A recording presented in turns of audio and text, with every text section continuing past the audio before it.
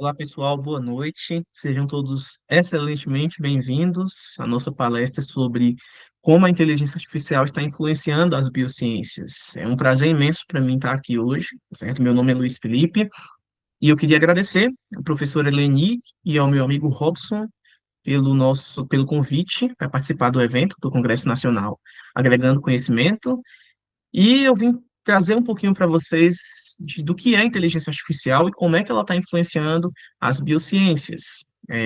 Espero que isso possa, de fato, agregar conhecimento, que possa auxiliar e que possa ser útil para vocês em algum momento aí da vida como cientista, certo?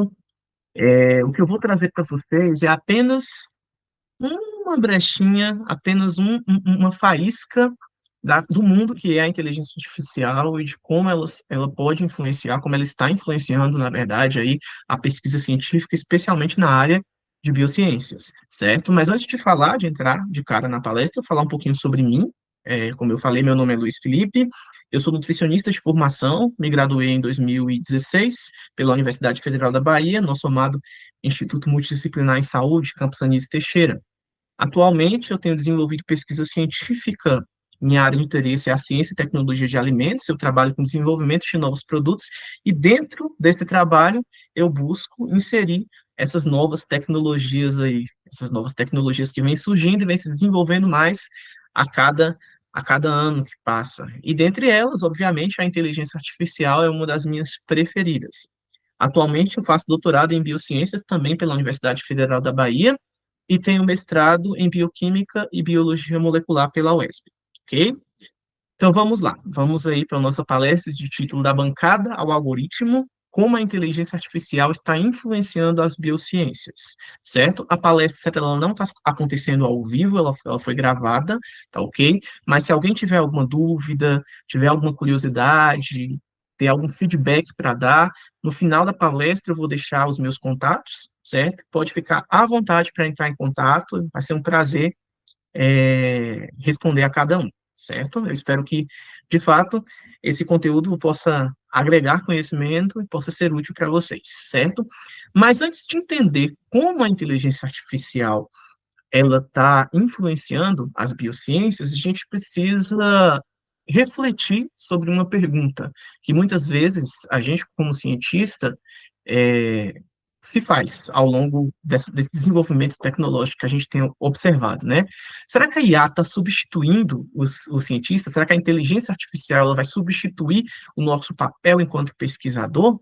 Certo? Muitas pessoas têm receio a respeito disso, muitos cientistas têm receio, e isso acaba gerando um certo bloqueio com as novas tecnologias, em especial a inteligência artificial, certo? Mas a resposta para isso é não, certo? A inteligência artificial não vai substituir o nosso papel, até porque não existe nada que consiga mimetizar a sensibilidade humana e o nosso raciocínio crítico em tomar uma decisão em relação a um conjunto de dados, em fazer uma interpretação biológica em relação àquele conjunto de dados, certo? Então, a inteligência artificial não está ali para substituir o nosso papel enquanto cientista, ela está ali para nos auxiliar, para ampliar a nossa capacidade de interpretar sistemas complexos, assim como tá as outras ferramentas tecnológicas que a gente dispõe, certo? Então, a gente vai ter ali um conjunto de dados cada vez mais complexo, cada vez mais dados, cada vez a nossa capacidade investigativa ela aumenta, porque a gente tem novas tecnologias que estão surgindo aí, que facilitam o processo de pesquisa científica, coisas que anteriormente eram difíceis de serem feitas, hoje, com uma simples tecnologia, a gente consegue obter uma quantidade absurda de dados, tá ok? Às vezes, trabalhar com aquela quantidade de dados é muito difícil, demanda muito tempo, e aí as ferramentas tecnológicas vêm para nos auxiliar em relação a isso, certo? Então, dentre elas, a inteligência artificial, que é um fenômeno que a gente, disruptivo, né, que a gente tem visto crescer bastante nos últimos anos, mas a gente vai ver que ela não surgiu agora nos últimos anos, porque muita gente associa a inteligência artificial à inteligência artificial generativa, que é aquela que se desenvolveu mais durante os últimos anos, mas a gente tem inteligência artificial desde 1956, certo? Então, respondendo à pergunta, não, a inteligência artificial não vai substituir o pesquisador, apenas ampliar a nossa capacidade de investigar a vida aí dentro das biociências, certo? Mas antes de entrar especificamente nisso, a gente precisa entender o que é a inteligência artificial. A inteligência artificial nada mais é do que um conjunto de tecnologias que buscam fazer tarefas que exigem um certo grau de inteligência similar à inteligência humana, tá ok? Não é uma ideia nova, certo? É uma ideia antiga. A gente tem inteligência artificial desde 1956, quando esse termo ele foi utilizado pela primeira vez no workshop de Dartmouth, certo? Nesse workshop de Dartmouth, a gente teve ali esse termo sendo cunhado pela primeira vez e ele era utilizado para descrever alguns sistemas computacionais onde você inseria a regra e o sistema te dava uma resposta, ok? E aí a gente chama isso de IA simbólica ou IA primitiva. Você obtém uma resposta automática a partir de uma regra que você forneceu para aquela inteligência artificial. Por exemplo, o Excel que a gente utiliza, a gente coloca lá a nossa formulazinha, certo? E o Excel dá uma resposta para a gente. Aquilo ali é uma inteligência artificial simbólica, uma inteligência artificial primitiva. Eu preciso colocar a regra, certo? Para que o sistema ele me forneça uma resposta. A partir da década de 80, a gente já começou o desenvolvimento do machine learning, certo? O que é o machine learning? É um aprendizado de máquina, como o próprio nome diz, é uma espécie de inteligência artificial que aprende com dados. Então, agora eu não coloco mais a regra. Eu forneço para ele exemplos reais, certo? No formato de dados, e ele vai aprender com esses dados, vai aprender com os padrões desses dados e vai fornecer para a gente previsões a respeito daqueles dados, tá ok? Já em 2006, a gente teve um boom do Deep Learning, certo? Que nada mais é do que um aprimoramento do Machine Learning, certo? O Deep Learning ele consegue lidar com uma quantidade de dados muito maior do que o Machine Learning e também, por trabalhar com redes neurais profundas, ele consegue aprender com padrões que normalmente seriam difíceis para o Machine Learning, tá certo? Como imagens, vídeos, áudios. Então, a gente consegue alimentar os sistemas de Deep Learning também com esses dados sob esse formato, certo? Se a gente for estabelecer uma diferença básica entre um e outro, seria que o machine learning ele consegue dar para a gente a previsão em relação aos nossos dados, mas a gente tem que dizer quais são as variáveis mais importantes ali. Já no deep learning, ele mesmo analisa os dados, ele mesmo estabelece os padrões e ele mesmo diz quais são as variáveis mais importantes. E aí, de 2020 para cá, a gente teve um boom na inteligência artificial generativa. Diferente das demais, ela consegue gerar novos dados, certo? Ela gera coisas novas, novas possibilidades. Então, diferente dos outros, que você precisava alimentar com dados para ele gerar previsões para você, na inteligência artificial generativa, a gente tem aí algo completamente novo, certo? Então, ela é capaz de gerar novos dados, certo? A gente conhece aí o ChatGPT, a gente conhece o Claude, a gente conhece o Gemini, a gente conhece o Suno, a gente conhece vários outros inteligências artificiais que são capazes de gerar para a gente dados, textos, áudios, vídeos, certo? E até mesmo música. A gente tem aí uma série gigantescas, uma série de desenvolvimento gigantesco aí de cada vez novas ferramentas de inteligência artificial generativa, tá ok? É o que a gente mais conhece porque é um fenômeno disruptivo, ele se desenvolveu de uma maneira muito intensa nos últimos anos, em pouco tempo, certo? Então, por isso que é o que a gente mais conhece, a gente associa como se a inteligência artificial tivesse começado agora, mas na verdade ela não começou agora, certo? Ela é um fenômeno que já vem desde 1956 sendo construído pouco a pouco, sendo aprimorado, certo? Vamos perpassar um pouquinho sobre cada uma. Nessa IA simbólica ou IA primitiva, nós temos regras explícitas e decisões que são programadas. O maior exemplo disso, como eu falei, é o Excel. Então, por exemplo, eu sei que a glicemia, ela varia naturalmente, glicemia de jejum, fisiologicamente, de 70 a 99 miligramas por decilitro. Então, eu vou colocar essa regra no sistema. Se a glicemia tiver maior, menor que 70, hipoglicemia. Se tiver maior que 99, hiperglicemia. Se tiver entre 70 e 99, normoglicemia. Eu coloco essas regras no sistema e o sistema ele vai me dizer toda vez que eu colocar ali, toda vez que eu colocar um valor de glicemia, ele vai dizer para mim qual é a classificação de acordo com aquela regra que eu coloquei, certo? Só uma pequena correção aqui na minha gravação, um momento. Ok, continuemos. Depois, lá para os anos 1980, a gente tem o desenvolvimento e o crescimento do machine learning, tá ok? O machine learning ele não precisa de uma regra fixa. Ele aprende através de padrões que ele observa nos meus dados. Então, ao invés de fornecer uma regra fixa, o que que eu vou fazer? Eu vou fornecer dados, certo? Eu vou treinar o meu modelo, a minha tecnologia, com dados reais, tá ok? Pode ser dados que eu mesmo obtive, ou eu posso pegar dados da literatura, ou eu posso fazer os dois, o que aumenta mais ainda a precisão científica do meu modelo, certo? E aí, através desse padrão de dados, ele vai me fazer uma previsão, certo? Por exemplo, eu estou trabalhando com o crescimento de micro-organismos fermentativos para a produção de um novo tipo de iogurte, certo? Então, eu vou pegar todos os dados da literatura que tem em relação a isso, ou vou pegar dados meus, da minha produção, que eu fiz, vou lançar no sistema.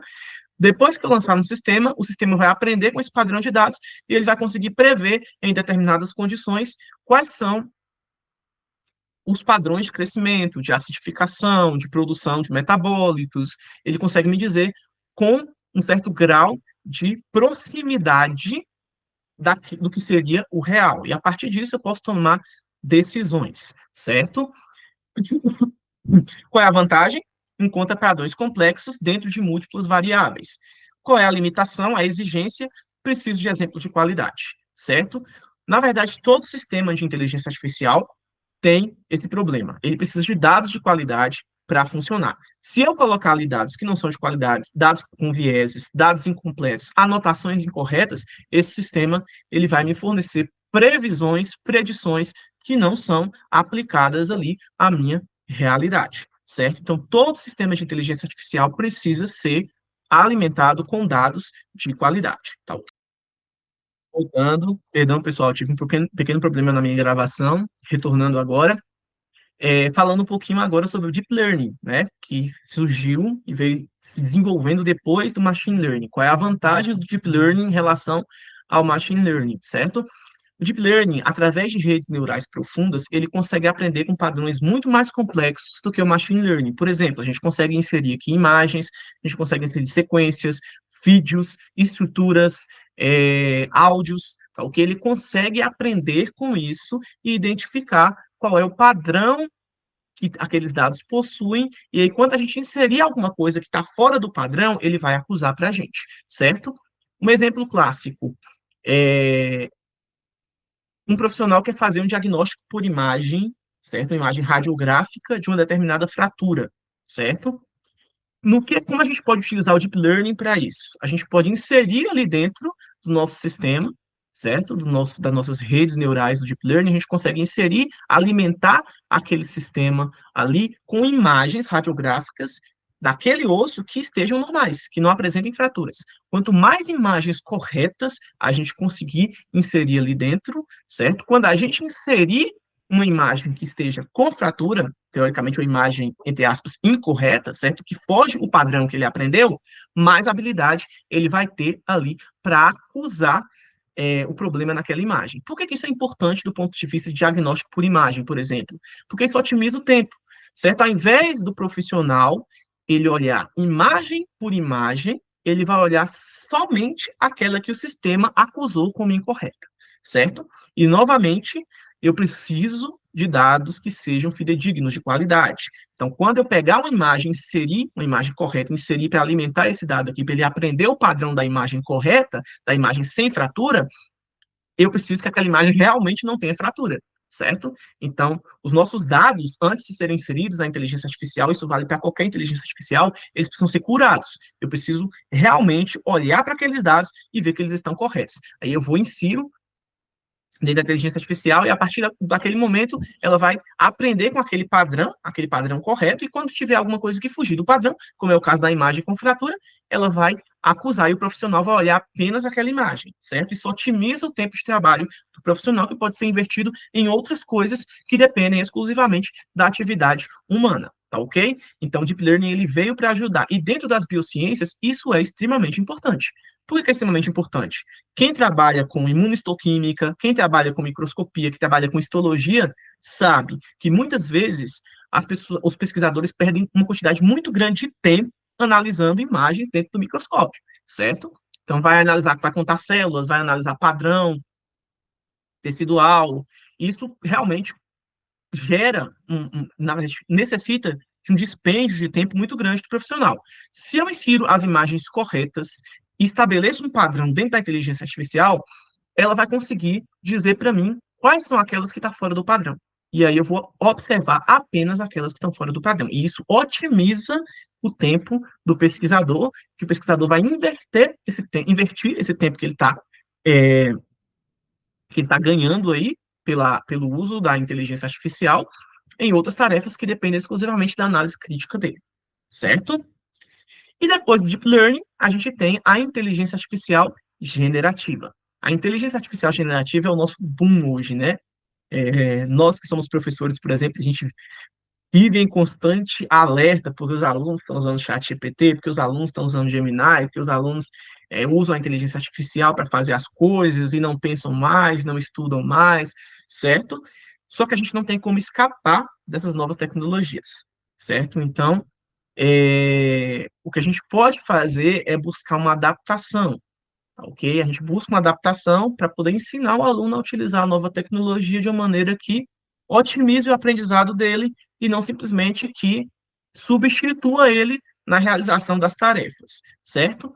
Qual é a diferença da inteligência artificial generativa para as demais? A inteligência artificial generativa, ela não apenas classifica ou prevê, certo? De acordo com padrões que a gente forneceu para ela, com dados que a gente forneceu para ela. Ela cria novos conteúdos e novas possibilidades, certo? Então, é a inteligência artificial que cria novos dados, é a inteligência artificial que propõe novas sequências, é a inteligência artificial que cria imagens, que cria estrutura 3D, a inteligência artificial que cria texto, certo? Que consegue redigir pareceres, tá ok? Então, é uma inteligência artificial mais avançada, só que a gente tem que tomar um cuidado gigantesco com ela, tá ok?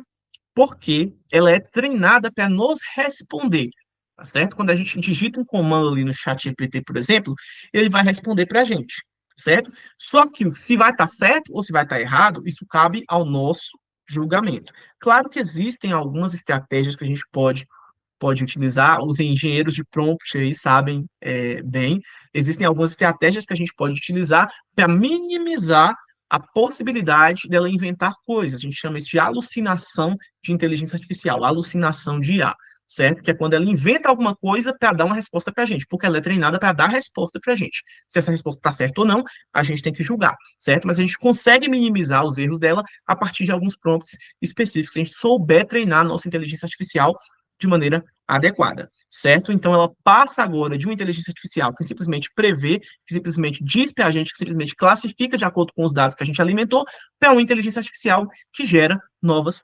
possibilidades, tá ok? E por que que isso é importante na biociências? Por que que estudar inteligência artificial é importante na biociências?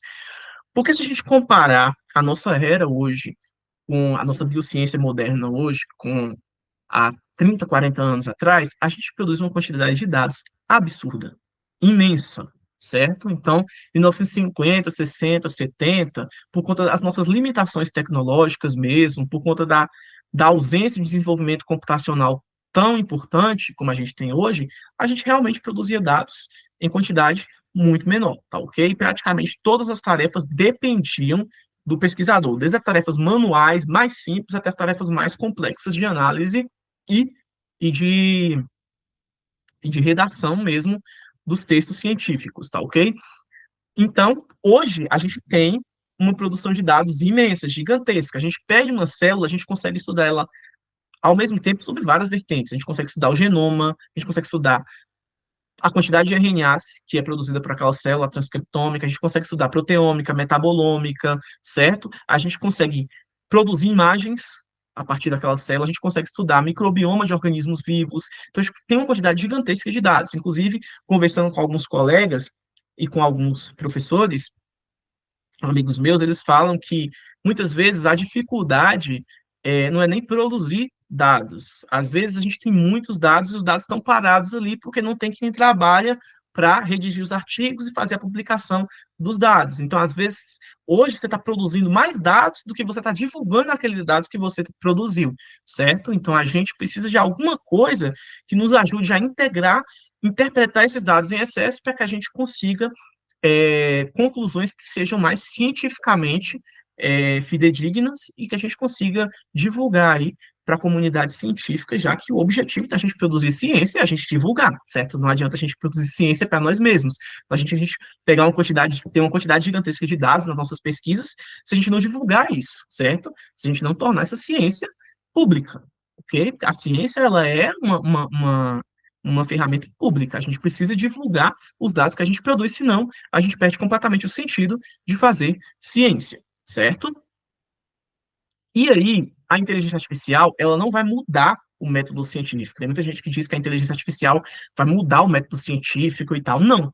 Ela vai simplesmente reorganizar como a coisa toda é feita. Ao invés de a gente ter um trabalho 100% manual agora, a gente vai ter um trabalho computacional auxiliando a gente nos nossos experimentos, nos nossos trabalhos de pesquisa, certo? Por exemplo, eu gero dados ali através de uma pesquisa de bancada, tá ok?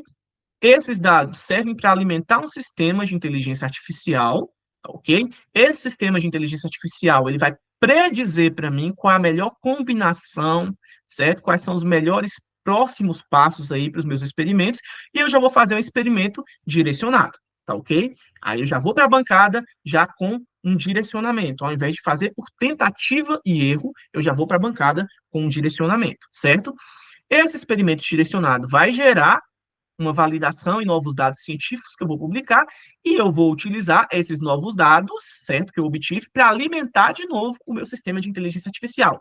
O que significa que cada vez mais esse sistema ele vai ficar sempre mais preciso para aquele tipo de dado que eu estou alimentando ele, certo? Então, ela torna a inteligência artificial, torna esse método científico um ciclo cada vez mais preciso, cada vez mais fidedigno, toda vez que eu retroalimento a minha inteligência artificial com os dados que eu estou produzindo, certo? É por isso que a gente fala da bancada ao algoritmo e do algoritmo de volta à bancada, tá ok?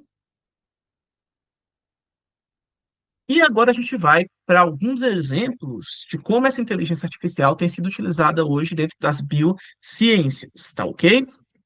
É, um dos principais, primeiros exemplos que estão sendo utilizados aí para predição de estruturas em compreensão de funções biológicas, tá ok? Então, em auxílio, e muitas vezes até em substituição aos métodos clássicos de docking molecular, a gente pode fornecer sequências, a gente pode fornecer é, prováveis ligantes para a inteligência artificial, pode fornecer dados da literatura e ele vai conseguir predizer para a gente estruturas biológicas, tá ok? Seja proteínas, seja DNA, seja RNA, tá ok? E as possíveis interações que essa estrutura vai fazer com as substâncias, com as outras biomoléculas que estão ali dentro daquela célula, certo? Um dos sistemas mais famosos que foram desenvolvidos para isso foi o AlphaFold 3, certo? O AlphaFold 3 ele é um modelo baseado em machine learning, certo? Que consegue fazer uma predição de novas estruturas, e além da predição de estruturas, ele consegue predizer as possíveis interações que aquela estrutura, que aquela biomolécula vai ter com outras biomoléculas ali no contexto biológico, tá ok? Então, nos modelos convencionais, a gente tem um foco mais restrito, certo? Uma proteína mais isolada ou etapas separadas e um menor poder quando a coisa se torna mais complexa, quando a gente tem um número de interações muito mais complexas, um número de biomoléculas muito mais complexas. Então, os modelos convencionais, eles acabam perdendo aí esse poder de ajuste. Já a inteligência artificial consegue aprender com padrões, o machine learning aprende com padrões, certo? E fazer uma predição conjunta de interações e de possíveis ligantes também associados àquela biomolécula que a gente está predizendo a nossa estrutura, tá ok? Então, aqui, um clássico exemplo, o que, que o modelo vai entregar para a gente? Uma estrutura 3D, uma conformação provável da biomolécula, é uma previsão, certo? Uma predição. Quais são as possíveis interações, se a interação vai acontecer entre proteína e proteína, se vai acontecer entre proteína e alguma outra biomolécula, e quais são os sítios prioritários dessas interações, tá ok? Isso são dados extremamente importantes para quem trabalha com desenvolvimento, por exemplo, de novos fármacos, desenvolvimento de novas moléculas bioativas, para quem trabalha com essa necessidade aí de interação entre as biomoléculas e por aí isso vai, certo? Como é que isso ajuda? As biociências, como é que isso ajuda a bancada? Experimentos de mutagênese muito mais racionais, tá ok? Ensaios de interação mais direcionados, porque eu já vou ter definido os parceiros e as interfaces possíveis de interação, tá ok? Vou conseguir fazer uma triagem de alvos que aquela biomolécula vai atingir de maneira mais eficiente, tá ok? Formular hipóteses mecanísticas mais fidedignas e reduzir o custo, porque eu não tenho mais aquele negócio de tentativa e erro. Eu já vou atacar diretamente na onde a minha predição, na onde a previsão que eu vou ter ali a partir da minha inteligência artificial, ela está indicando, tá ok? Então eu acho que de todas as vantagens, essa daqui é a melhor, porque hoje a gente trabalha ainda muito com essa questão de tentativa e erro, tá ok? Então eu preciso de algo que reduza essa tentativa e erro por inferir, por predizer para mim ali qual vai ser a possível interação e com quem provavelmente ela vai interagir para que eu faça um experimento direcionado para aquilo dali, certo? Outro tipo de importância em relação a isso daí tá da proteína prevista à proteína projetada, certo? O que que é essa proteína projetada? É uma proteína completamente nova, que não existia, certo? E aí, a inteligência artificial, ela consegue, a partir da alimentação de dados, tá ok? Ela consegue gerar uma proteína completamente nova que vai interagir, que vai ter algum efeito biológico aí, que eu vou testar em bancada, obviamente, tá certo? Ele deu uma previsão, eu vou testar aquilo dali em bancada, certo? Que possivelmente vai gerar algum benefício para a minha saúde, algum benefício para a indústria, algum benefício para o desenvolvimento biotecnológico, certo? Nesse caso aqui, nós utilizamos inteligência artificial generativa, tá ok? Porque eu estou gerando uma coisa que é completamente nova, certo? Por exemplo, eu vou dizer para a minha inteligência artificial, vou alimentar a minha inteligência artificial com dados, certo? Que vão dizer se o que eu quero é ligante, se o que eu quero é uma catálise, se o que eu quero é um scaffold, tá ok? Que é aquela proteína que favorece a formação de novas estruturas por funcionar como se fosse uma ponte, por guiar ali a construção de novas estruturas, certo? A gente tem um modelo de inteligência artificial generativa que prevê, que projeta novas proteínas, que desenha novas proteínas chamadas de RF Diffusion, certo? Ela vai gerar estruturas inéditas, certo? Predição de sequências inéditas, possíveis candidatas para um teste.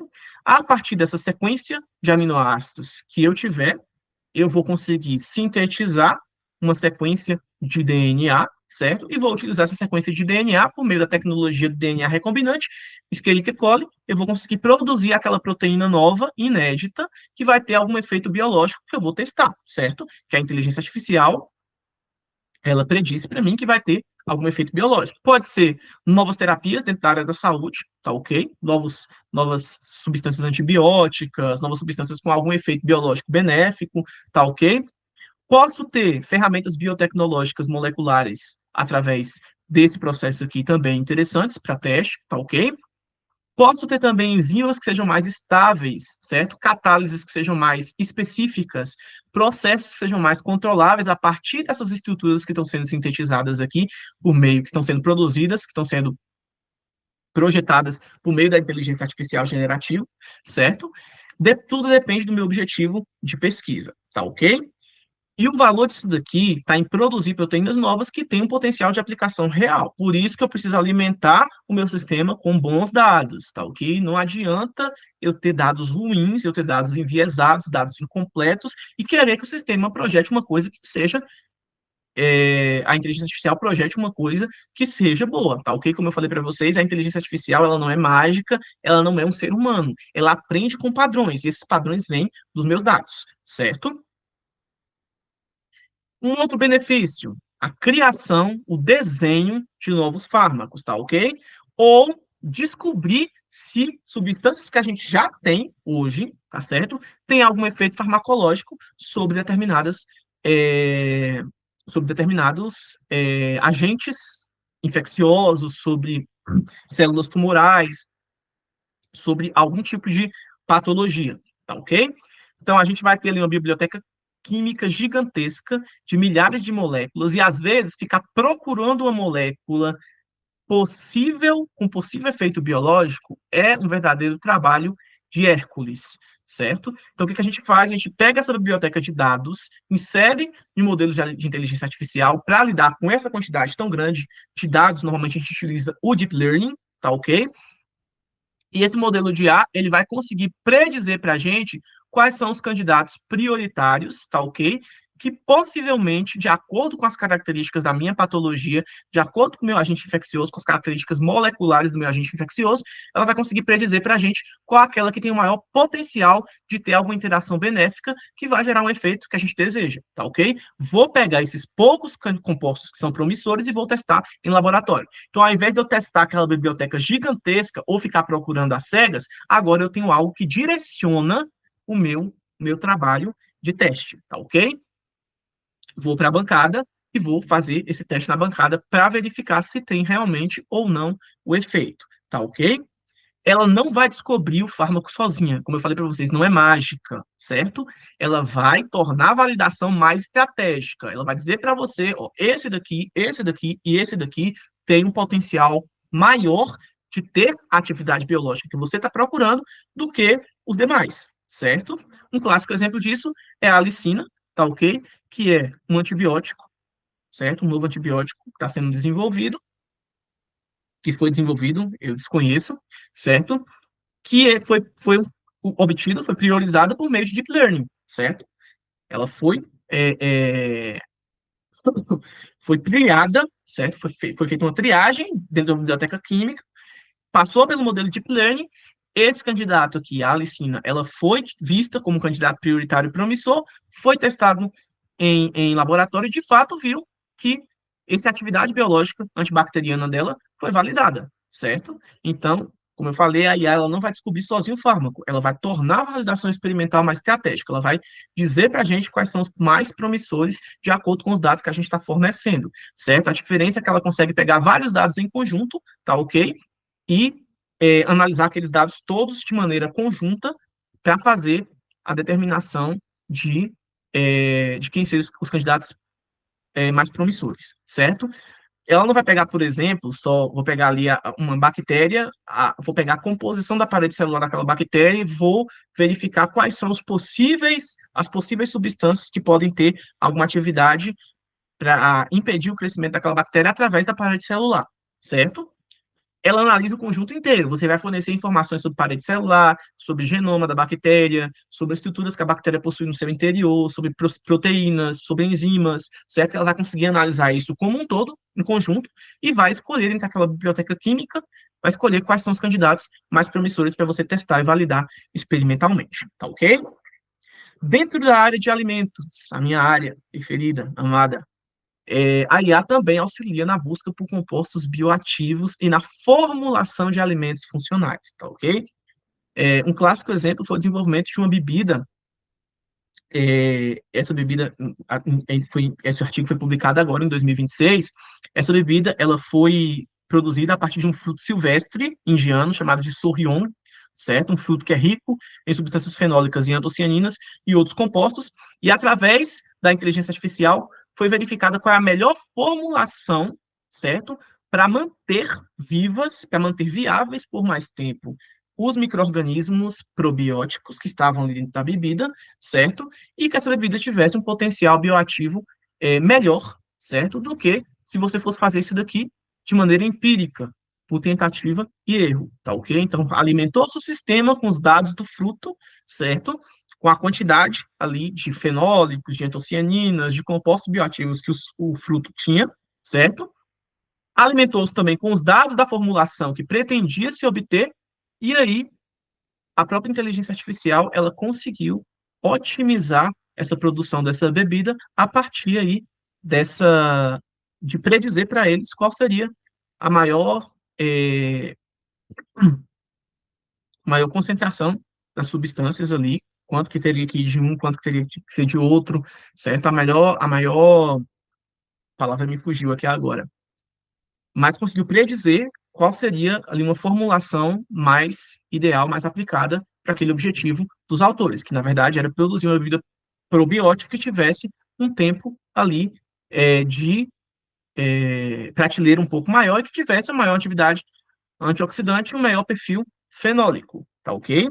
Então, a IA ajuda a transformar esses ingredientes em formulações com maior potencial, seja um potencial funcional ou algum outro potencial bioativo. A gente consegue desenvolver também formulações antidiabetogênicas, antihipertensivas. A gente tem trabalhos aí na literatura ainda rasos, ainda a literatura ela ainda é tímida nesse sentido, porque a inteligência artificial começou a ser utilizada na pesquisa científica mais recentemente, certo? Mas a gente tem um crescimento, a gente percebe um crescimento no número desses trabalhos aí que utilizam a inteligência artificial para auxiliar na otimização de formulações de alimentos funcionais, tá ok? Aqui é o que eu falei para vocês em relação ao Deep Learning, certo?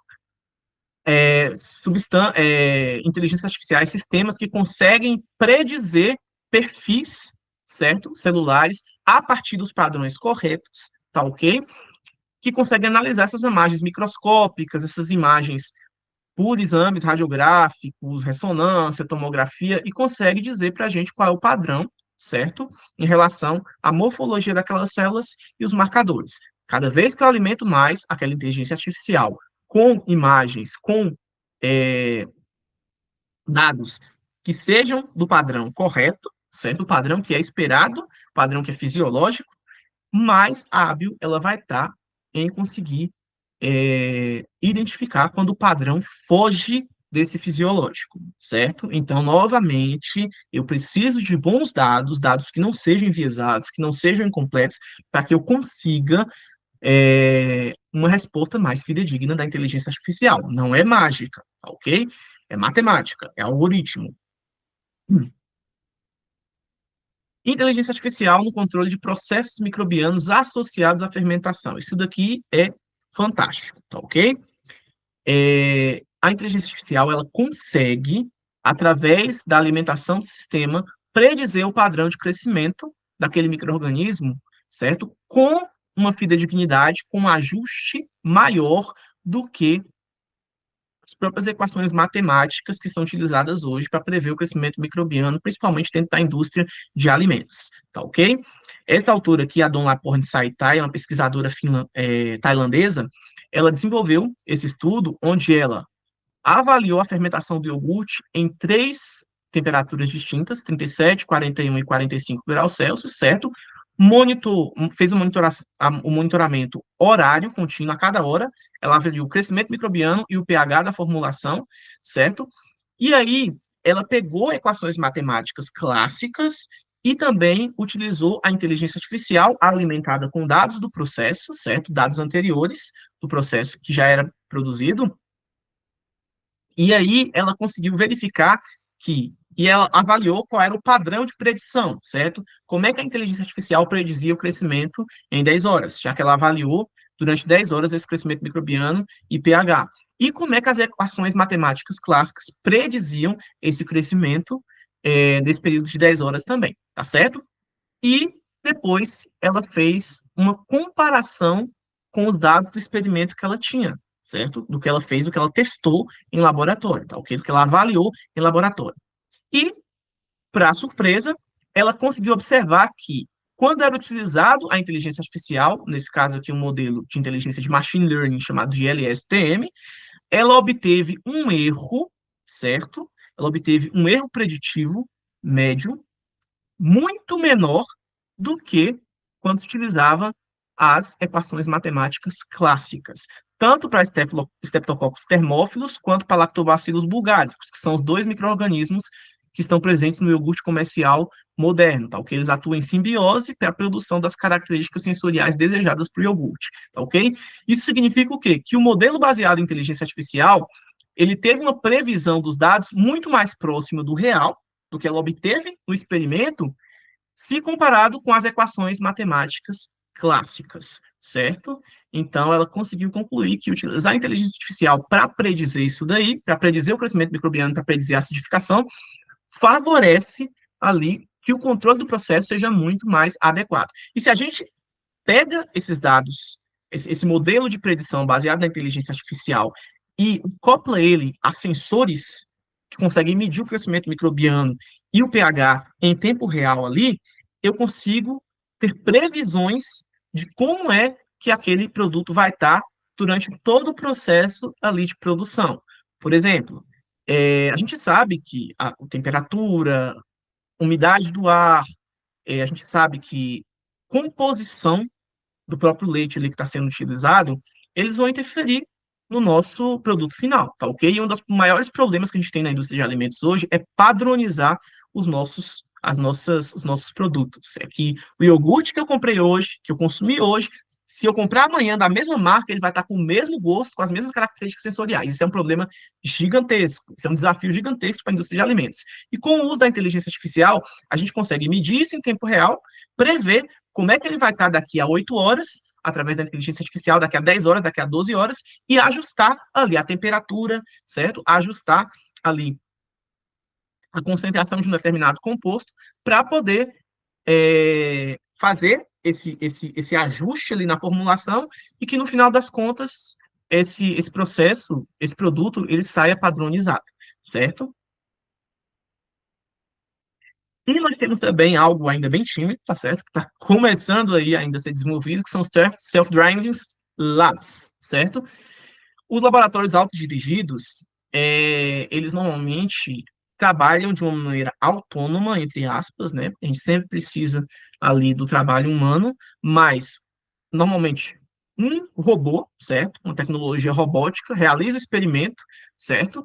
Ao realizar esse experimento, o sensor que está acoplado àquele robô vai perceber o resultado, certo? Vai jogar esse resultado para a inteligência artificial vai conseguir predizer qual é o melhor próximo teste a ser realizado e o robô vai executar esse próximo teste, tá ok? Isso torna um ciclo fechado ali de geração de dados, tá ok? Isso é muito tímido ainda está no começo de desenvolvimento, mas existe, tá ok? E normalmente isso acaba sendo feito com experimentos que sejam mais simples, experimentos que sejam mais complexos, é óbvio que necessitam da mão de obra humana para serem executados, tá ok? Lembrando que predição, pessoal, não é comprovação. A gente tem que tomar bastante cuidado com isso. Então, temos que ter o senso crítico que entra nosso trabalho, nossa parte como ser humano, que a inteligência artificial, ela não vai dar para a gente a verdade, certo? Ela vai fazer uma predição. Se aquela predição ela é correta ou não, quem vai julgar somos nós, tá ok? Então, a gente tem que tomar cuidado porque essas predições, elas não vão estabelecer reação de causalidade, tá ok? Outra coisa, elas não conseguem explicar mecanismos. O mecanismo que explica é a gente, com base na interpretação biológica do fenômeno, tá ok? Então, a inteligência humana, ela é necessária para poder fazer esse processo, essa análise crítica daqueles dados, daquela previsão que foi dada, daquele conjunto, daqueles dados, daquela interpretação que foi fornecida pela inteligência artificial, eu vou precisar explicar aquele mecanismo, tá ok? E outra coisa, como eu falei para vocês, não é 100% de verdade. A gente tem que julgar se o modelo ele está correto ou não, tá ok? Todo experimento vai depender do contexto e vai depender da validação, certo? Então, tomar cuidado no usar a inteligência artificial, porque ela não fornece para a gente uma verdade absoluta. Ela vai predizer alguma coisa para a gente, certo? E aí eu vou testar aquilo ali em laboratório, vou inferir qual é o mecanismo que está sendo, vou trabalhar, vou discutir qual é o mecanismo que está sendo utilizado ali, e posteriormente eu vou validar aquilo dali como verdade ou não, tá ok? Então, esse modelo ele pode indicar os caminhos, mas quando a gente trabalha com biologia, quando a gente trabalha com biociência, isso vai exigir uma validação, tá ok? Quem faz essa validação somos nós, tá ok? Outra coisa, o algoritmo, eu vou bater nessa tecla sempre, o algoritmo aprende com o que recebe. Então, o modelo, se você alimenta ele com dados incompletos, se você alimenta ele com algum viés, certo? Se você alimenta ele com uma anotação incompleta, com uma anotação ruim, com algum erro que você cometeu, certo? Ele vai fornecer para você previsões que não têm validade, tá ok? Previsões frágeis, tá ok? Que você não consegue generalizar, que você não consegue é, interpretar à luz os mecanismos à luz das teorias, tá ok? Então, eu sempre preciso fornecer dados que sejam dados reais, que sejam dados bons, tá ok? Dados bem obtidos, para que a inteligência artificial ela tenha a capacidade de gerar uma previsão que seja mais robusta, certo? Não existe inteligência artificial boa alimentada com dados ruins, ok? Então, de maneira nenhuma. E chegando em nós, ok? Qual é o perfil do cientista hoje nessa era aí da inteligência artificial? Voltando à nossa pergunta inicial, será que a IA vai substituir o cientista, o pesquisador? Não. Na verdade, o cientista que domina a inteligência artificial, ele vai estar um passo à frente daquele que não domina. O cientista que domina a tecnologia de dados, ele vai estar um passo à frente daquele cientista que não domina, tá ok? Assim como hoje a gente praticamente não consegue visualizar um laboratório sem determinadas tecnologias, a gente não consegue visualizar a biologia molecular sem o PCR. Existe algum cientista que ainda trabalha, que ainda faz biologia molecular sem conhecer a técnica da polimerase em cadeia, da reação da polimerase em cadeia, é muito difícil, não é? Porque a gente não consegue mais imaginar um mundo científico da biologia molecular sem essa tecnologia. A mesma coisa em relação à tecnologia de dados, tá ok? A inteligência artificial, especialmente, a gente não vai conseguir mais tirar isso, a gente não consegue fugir disso, tá ok? Então nós temos que nos adaptar, tá ok? Então eu diria que o perfil de cientista hoje é o perfil de cientista híbrido. É um cientista que tem o conhecimento biológico muito forte, muito robusto, tá ok? Não tem como fugir do conhecimento biológico, precisa ser robusto no cientista, porque ele precisa ter a capacidade de interpretar e de analisar criticamente aquilo que ele está vendo. Ele precisa ser alguém que consegue desenvolver os experimentos com um rigor muito grande, tá certo? Mas também precisa ser alguém que domina essa cultura de dados, tá ok? Faz boas perguntas, gera bons dados, consegue interpretar modelos e consegue validar resultados, tá ok? Então, o futuro das biociências aí, ele vai ser experimental, computacional e crítico. Então, a gente precisa, digamos assim, precisamos ser cientistas, pesquisadores adaptáveis. A gente precisa se adaptar ao novo que está surgindo, certo? Então, as novas tecnologias estão aí. É um fenômeno disruptivo, obviamente. É uma coisa que, de uma hora para outra, a gente vai conseguir, vai ter um boom gigantesco, vai ter o desenvolvimento de uma tecnologia mais aperfeiçoada, uma tecnologia mais robusta ainda, e a gente precisa estar por dentro dessas coisas, tá ok? Não tem como a gente fugir, não tem como a gente bloquear, não tem como a gente ser é, é, resistente a esse tipo de coisa, certo? Então, padrão do cientista hoje é o padrão do cientista híbrido, tá ok? Aqui as referências e muito obrigado pela atenção de vocês, tá ok?